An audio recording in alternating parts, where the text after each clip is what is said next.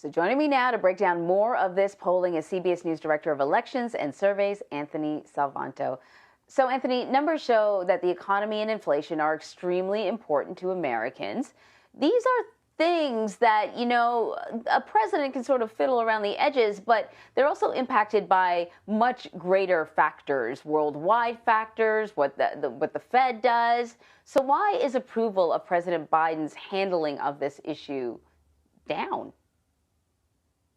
Well, two things, Anne-Marie. First of all, you're right, and people know that. In fact, I'll show you a slide in a second that shows you that people see there's a lot of things going on with the economy. And the second part of it is the question of focus. How much do they perceive that a president is paying attention to that thing that they think is so important, in this case, the economy and inflation? So we asked and we found that a majority of people say not enough focus to the economy, not enough focus on inflation. And that's what people experience in the immediate, right? They go to the store, they see prices are higher, so that makes them feel like the economy isn't doing as well. There are some other macro numbers that suggest that it is, but this is how people process it. So that's number one. Does the president seem to be paying enough attention to that thing that they feel is immediately so important?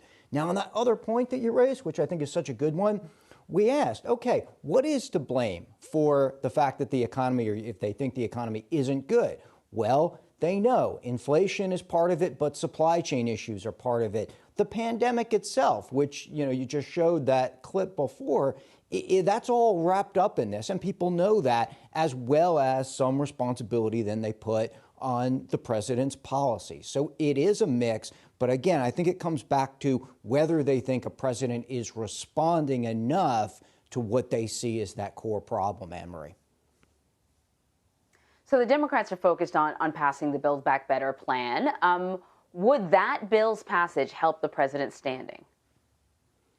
Well, we looked at that.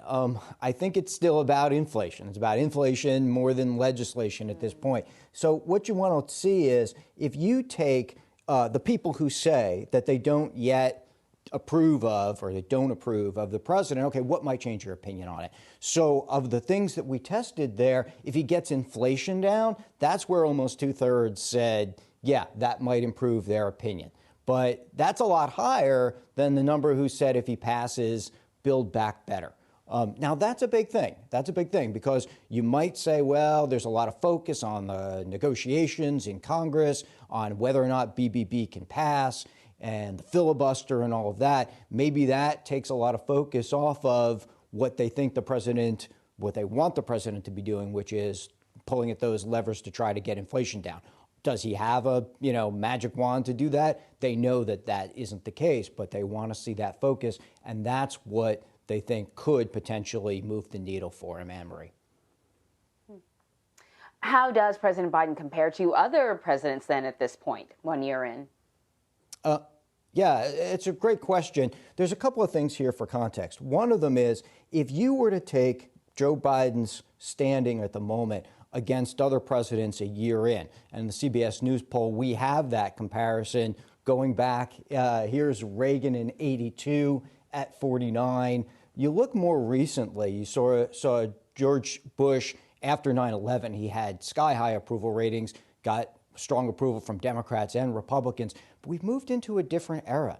And, Joe Biden and Obama before him from Democrats, Donald Trump here, you look at 50, 37, and now Biden at 44. What's happened more recently is that partisanship is so intense now that the other side rarely gives any approval to a president of the opposing party. And then the president's party tends to undergird his support. So it kind of puts a ceiling and a floor on a president. So that's for context here, where Biden's at 44, higher than Trump was, and a little under where Obama was. That's number one. And the other thing, too, underpinning Biden is that he still has these majority numbers who say that they like him personally. And that's something that stayed with him through the campaign. It's still with him now. It's just a question of some of this is whether people think that things more generally are going well. Some of this is expectations against where they had him a year ago. But he's still got that underpinning of that people like him personally, Anne-Marie. Listen, very quickly before I let you go, and I know we sort of haven't set this up, but the other area that he's getting a lot of criticism is his handling of the pandemic. Certainly, at the beginning of his presidency, there was the accelerated rollout of the vaccines. The previous President Trump, had it sort of gotten the ball rolling, and then he was able to kind of speed that up. A year later, though, some other things have popped up, like a whole new variant. How do people feel about how he's handling the unexpected curveballs that the pandemic has brought us? I think this breaks down to things people think a president can control and things that he can't. So you're right that overall number of handling has gone down. It was strong into the summer, and people might remember there was optimism, cases had come down, and it started to dip as vaccine controversies came around. People kind of split off on that, and then the case numbers started going up a little bit. Well, that's one reason that it's come down. It's that sort of part of the president's rating that just says, how are things generally going? But again, they're not blaming him for all of that. What really seems to be impacting here, if you ask people who don't think he's doing a good job, it's information.